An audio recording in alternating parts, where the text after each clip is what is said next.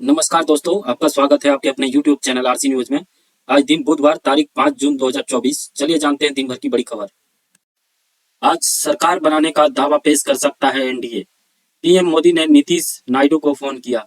राष्ट्रपति भवन में शपथ की तैयारियां शुरू। जी हां, 18वीं लोकसभा चुनाव के नतीजे लगभग साफ हो गए हैं। 542 सीटों में से भाजपा के नेतृत्व वाली एनडीए को 292 और कांग्रेस के नेतृत्व वाली इंडिया गठबंधन को 233 सीटें मिल रही है। इसमें अकेले भाजपा को 240 सीटें मिली है। यानी वह बहुमत 272 के आंकड़े से 32 सीट पीछे रह गई।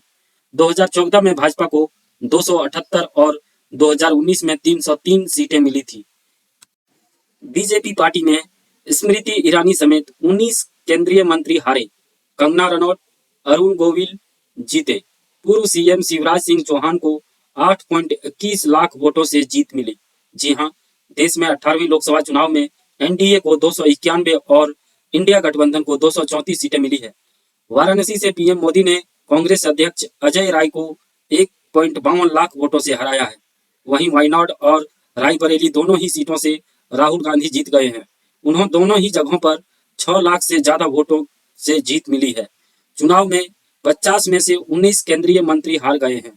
अमेठी से भाजपा की स्मृति ईरानी को कांग्रेस के किशोरी लाल शर्मा ने 1.67 लाख वोटों से हरा दिया है। इसके अलावा तिरुवनंतपुरम से शशि थरूर ने केंद्रीय मंत्री राजीव चंद्रशेखर को 16,000 वोटों से हराया है। देश के 28 राज्य, 8 केंद्र शासित प्रदेश में जीत हार के नतीजे। 6 राज्यों में भाजपा का क्लीन स्वीप। कांग्रेस ने 5 राज्यों में सभी सीटें जीती। जी हां, लोकसभा की 542 सीटों की काउंटिंग हो चुकी है। उत्तर प्रदेश की लखीमपुर खीरी सीट से केंद्रीय गृह राज्य मंत्री अजय मिश्रा टेनी चुनाव हार गए। 2021 में टेनी के बेटे ने प्रदर्शन कर रहे किसानों पर अपनी कार चढ़ा दी थी, जिसमें 8 लोगों की मौत हुई थी। साथ ही मोदी सरकार में मंत्री स्मृति ईरानी, महेंद्र नाथ पांडे और कैलाश किशोर भी चुनाव हार गए हैं। उधर फैजाबाद, अयोध्या में बीजेपी प्रत्याशी लल्लू सिंह को भी हार मिली है। अगला खबर, ओडिशा में 24 साल का पटनायक राज खत्म। भाजपा ने मोदी के चेहरे पर चुनाव लड़ा था। आंध्रा में एनडीए सरकार, जगन को 11 सीटें मिली। जी हां, लोकसभा चुनाव के साथ मंगलवार 4 जून को उड़ीसा और आंध्र प्रदेश में विधानसभा चुनाव के नतीजे आ गए। दोनों राज्यों में मौजूदा सरकार को सत्ता गंवानी पड़ी। ओडिशा में 24 साल से सत्ता में काबिज नवीन पटनायक के हाथ से निकल गई। बीजेपी को 147 में से 78 तो बीजेडी को 51 सीटें मिली। राज्य में भाजपा पहली बार अकेले सरकार बना रही है। भाजपा ने किसी को मुख्यमंत्री घोषित नहीं किया और प्रधानमंत्री नरेंद्र मोदी के चेहरे पर ही चुनाव लड़ा। लोकसभा चुनाव में एनडीए ने 291 सीटें जीती। आज एनडीए दलों की बैठक होगी। पीएम ने नीतीश कुमार और चंद्रबाबू नायडू को फोन कर बुलाया। जी हां, 18वीं लोकसभा चुनाव में एनडीए ने 291 सीटों के साथ जीत दर्ज की है। भाजपा को 240 सीटें मिली है, जो बहुमत के आंकड़े से 32 सीट कम है। हालांकि एनडीए ने बहुमत के आंकड़े को पार कर लिया। इसके साथ ही एनडीए ने तीसरी बार सरकार बनाने की तैयारी शुरू कर दी है। आज एनडीए सरकार बनाने का दावा पेश कर सकती है। इससे पहले एनडीए ने घटक दलों की बैठक बुलाई है। पीएम ने बिहार के सीएम नीतीश कुमार और टीडीपी नेता चंद्रबाबू नायडू को फोन करके बैठक में शामिल होने को कहा है। इंडिया गठबंधन की बैठक आज सरकार बनाने या विपक्ष में बैठने को लेकर फैसला होगा। टीडीपी जेडीयू के समर्थन लेने पर भी चर्चा होगी।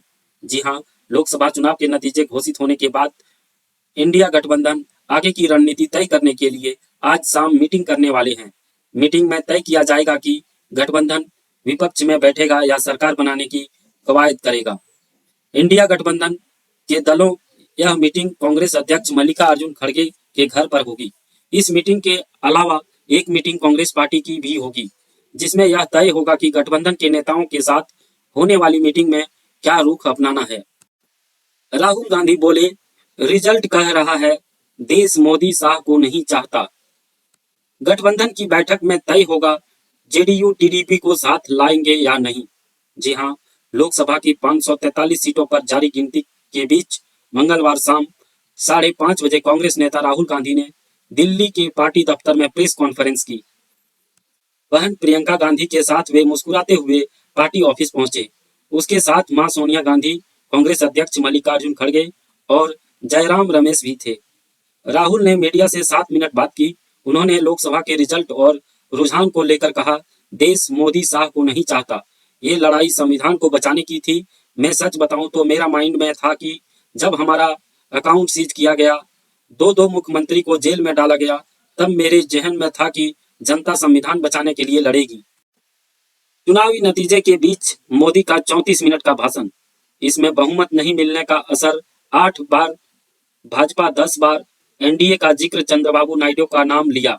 जी हां, केंद्र में तीसरी बार सरकार बनाने के भाजपा के दावों के बीच प्रधानमंत्री मोदी मंगलवार को पार्टी पर मुख्यालय पहुंचे। उन्होंने कार्यकर्ताओं को संबोधित किया, लेकिन जुबान पर भाजपा कम और एनडीए का नाम ज्यादा रहा। 34 मिनट के धन्यवाद भाषण में भाजपा का नाम 8 बार लिया तो एनडीए का हवाला 10 बार आया। यूपी में मोदी के 7 मंत्री, 20 सांसद हारे। भाजपा का वोट शेयर 8.63% घटा, 29 सीटें हारी। सपा ने 37, कांग्रेस ने 6 सीटें जीती। जी हां, यूपी की 80 सीटों के रिजल्ट आ गए हैं। भाजपा को 29 सीटों का बड़ा नुकसान हुआ है। पार्टी 62 से सिमट कर 33 सीटों पर आ गई है। वोट शेयर भी 8.63% घटकर 41.37% हो गया है। एनडी गठबंधन यानी सपा कांग्रेस के वोट शेयर में पिछले चुनाव से करीब दोगुना उछाल आया है। सपा को 33% जबकि कांग्रेस को 9% वोट मिले हैं। 2020 में दोनों दलों ने अलग अलग चुनाव लड़ा था, तब 24% वोट कांग्रेस को, 6% सपा को मिले थे। संदेश खाली मामला फेल, करप्शन का मुद्दा फ्लॉप, बंगाल में ममता हिट। ममता की स्ट्रेटजी के सामने नहीं टिक पाई बीजेपी, पुराने वोटर भी दूर हुए। जी हां, संदेश खाली केस में घिरे पार्टी के नेता, करप्शन के आरोप में ईडी की रेड, गुंडागर्दी के आरोप, इन सब के बावजूद पश्चिम बंगाल में ममता अड़िग है। उनकी पार्टी टीएमसी 30 सीटों पर आगे चल रही थी। 2019 की चुनाव में पार्टी ने 22 सीटें जीती थी। वहीं बीजेपी के बड़े नेताओं की रैलियां और आक्रामक प्रचार के बावजूद सिर्फ 11 सीटें में सिमट कर रह गई है। 2019 में 18 सीटें मिली थी। कांग्रेस को 1 सीट पर बढ़त है। कांग्रेस के साथ अलायंस में चुनाव लड़ रही सीपीआई के हिस्से एक भी सीट नहीं आई। मोदी की हैट्रिक, लेकिन सत्ता की चाबी नीतीश और नायडू के पास। जातिगत जनगणना, मुस्लिम आरक्षण का दावा बनाएंगे, हरा रह जाएगा बीजेपी का कोर एजेंडा। जी हां, नरेंद्र मोदी ने के नेतृत्व में लगातार तीसरी बार एनडीए की सरकार बन रही है, लेकिन इस बार सत्ता की चाबी एनडीए के 2 बड़े पार्टनर्स नीतीश कुमार और चंद्रबाबू नायडू के हाथ में रहेगी। ऐसे में बीजेपी को अपने कोर एजेंडे को आगे ले जाने में धक्का लग सकता है। बीजेपी के खाते में 240 सीटें मिली है, टीडीपी को 16 और जेडीयू को 12 सीटें पर जीत मिली है। बहुमत के लिए 272 सीटों की जरूरत होगी। इस बेस पर इन पार्टियों के पावर का डिस्ट्रीब्यूशन करें तो 89% पावर बीजेपी के पास और 5.5% जेडीयू और टीडीपी के पास है। यूपी में 62 से 33 सीटों पर कैसे सिमटी भाजपा? मोदी योगी क्यों नहीं रोक पाए हार? सपा की ऐतिहासिक जीत के पीछे की क्या रही वजह? जी हां, उत्तर प्रदेश में भाजपा की बड़ी हार हुई है।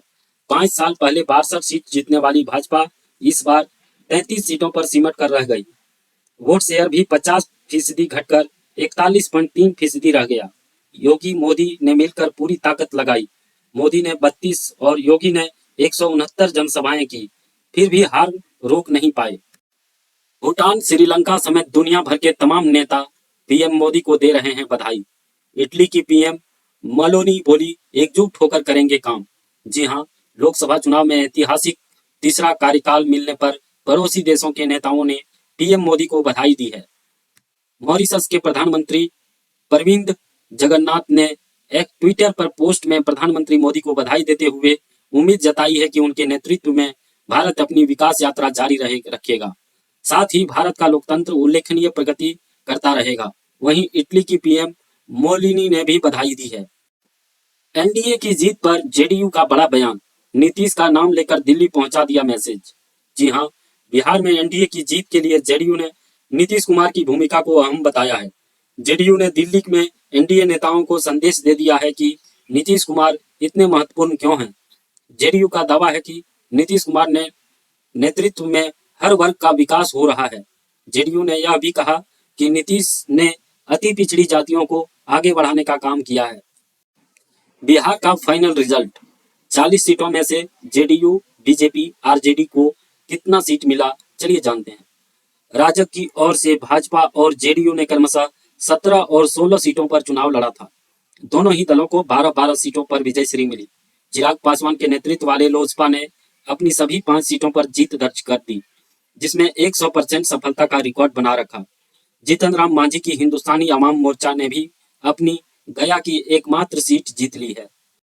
शेयर बाजार में 5.74% टूटा। निवेशकों के 31 लाख करोड़ रुपए डूबे।